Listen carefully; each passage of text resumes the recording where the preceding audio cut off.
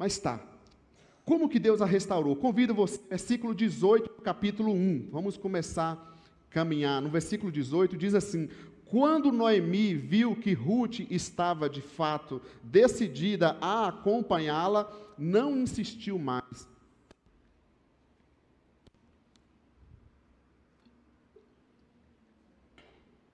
Ela perdeu o marido e os 2 filhos, correto? As outras noras, ela mesma falou a outra nora, né? Segue seu caminho, mas teve uma nora, e eu não vou enfatizar aqui o papel de Ruth, que foi muito importante também, como nora, né? Ela falou, não, vou ficar com você. Mas olha Deus agindo. Ela encontrou apoio numa pessoa.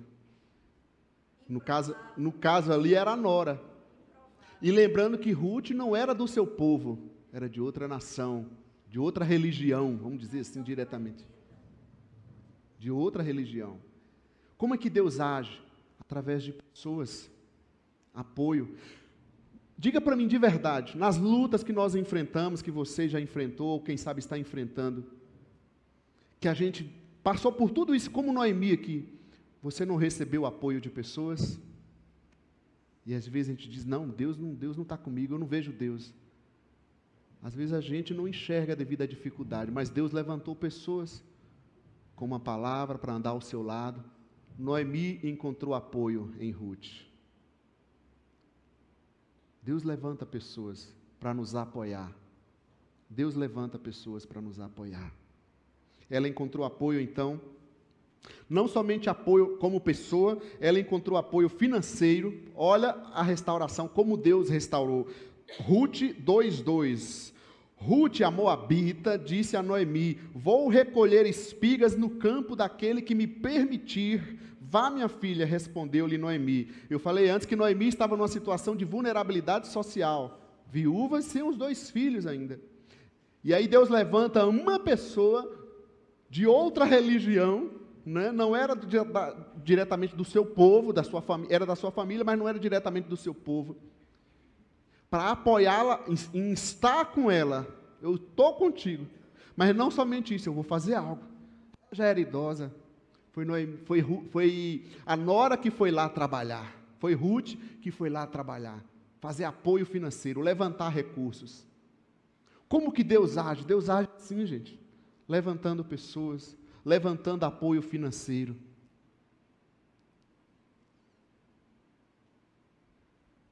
Você pode olhar, pode refletir que bateu a luta, a dificuldade, você falou assim, está tudo acabado, mas sempre vem provisão. Pode não ser do jeito que a gente imagina, do jeito que a gente quer, mas Deus não nos abandona.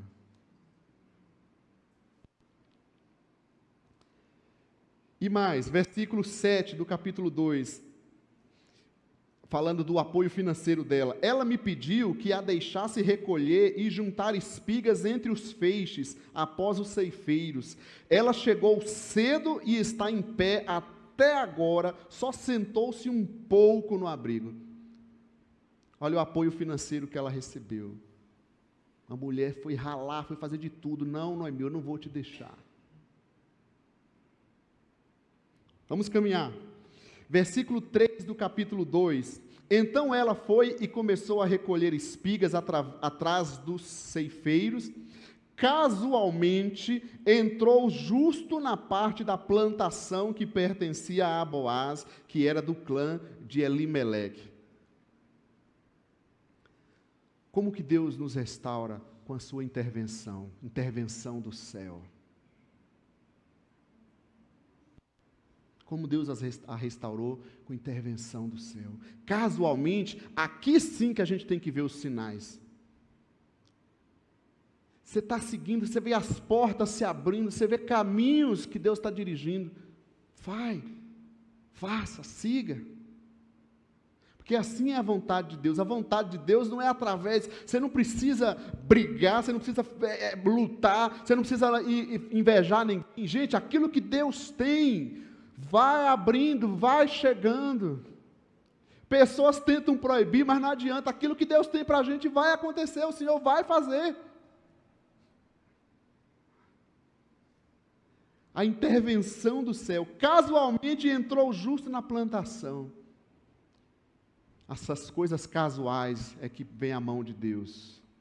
E é isso que a gente tem que buscar. Senhor, dirige a minha vida, faça a tua vontade, não me deixa fazer aquilo que é fora da tua vontade. É uma oração que a gente, quem sabe, faz pouco. A gente pede a bênção, a gente pede aquilo, faz aquilo, mas a gente não pede a vontade do Senhor. Me dirija, Senhor. Eu não quero sair fora da sua vontade. Se isso não é do teu agrado, fecha a porta. E aí continua na sua história, versículo 3 que eu estou aqui.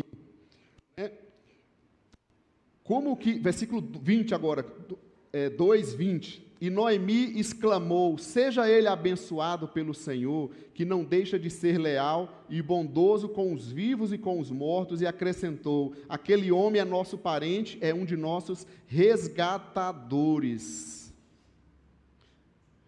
Como que Deus a restaurou? Com a intervenção do céu, mas também com recursos naturais. A lei do levirato já existia, gente.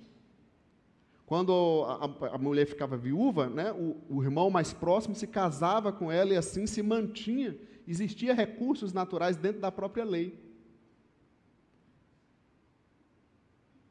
E é interessante que o outro resgatador, que era para ser o primeiro, ele não quis cumprir a sua função. E aí vem Boaz e assume aquela função. Muitas vezes os recursos naturais estão diante de nós e a gente não enxerga. Os talentos, as habilidades, portas que Deus vai mostrando para a gente. Foi assim também através dela. Foi algo natural, isso já existia. Isso era da lei, isso era comum no povo. E aí, capítulo 4, versículo 17, dentro daquilo que a Soraya comentou. As mulheres da vizinhança celebraram o seu nome e disseram: Noemi tem um filho, e lhe deram o nome de Obed. Esse foi o pai de Jessé, pai de Davi. Como Deus a restaurou, como Deus restaura, transformando problemas em propósitos. A gente diz, e é minha opinião, você pode pensar diferente, que é Deus que tem um propósito. Tudo Deus faz, Deus tem um propósito. Eu, particularmente, não acho que Deus causa o problema. Eu acho que Deus transforma o problema em propósito. Romanos 8, 28, né? Porque tudo contribui para o bem dos que amam a Deus. Os problemas são naturais da vida. Para dizer, que Deus que existe na minha vida, e vira um espírito de culpa, um negócio, um peso, uma carga. Eu simplesmente encaro a vida como os problemas que nós já temos aqui. Devido ao pecado humano. Só que aí vem a fé, eu tenho um Deus que anda comigo, que pega os meus problemas e trabalha neles para criar propósitos na minha vida. Transformando problemas em propósitos. E aí é o que a Soraya, né, já estava mostrando ali para nós. Olha que interessante no texto que a gente está lendo, gente. As mulheres da vizinhança celebraram o seu nome. O que ela fez lá quando ela voltou da terra? Não me chame mais de Noemi, me chame de Mara. E o que as mulheres da vizinhança estão fazendo aqui agora? Celebrando o seu nome. Ela queria dizer, não quero mais isso, apaga tudo de mim, chega, não acabou a minha vida, eu não sou mais isso, eu não sou nada.